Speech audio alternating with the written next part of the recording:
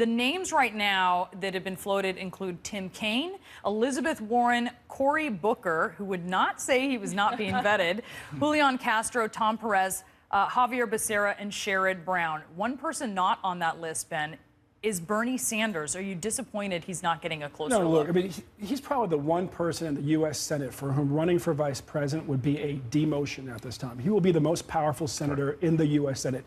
It's a massive movement behind him. Frankly, I think he would lose credibility. And that wing of the party, which is massive, would be disempowered. You have said, you told Politico, Bakari, I don't think there should be two white people on the ticket. A lot of people think that Tim Kaine is going to be the safe bet, and that when Hillary Clinton, her argument against Donald Trump is this guy is dangerous, she has to go with someone who is quote unquote safe. Well, but you disagree. Well, I mean, I think that you can be safe, but you can also be exciting. I think that Representative Becerra is exciting.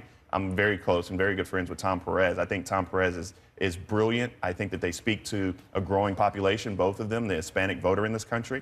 And I mean, just the visuals, the aesthetics of our party. I mean, I want to see Barack and Michelle. I want to see Hillary and Bill, but I also want to see some more color on that stage. And I think Ben would echo that as well.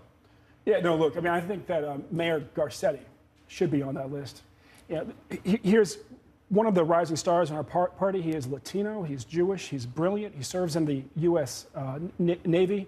He has real street cred with progressives across this country. And his family's been close to her family for a long time. So that's the type of person she should be choosing. Maybe that'll be the dark horse. We have no idea.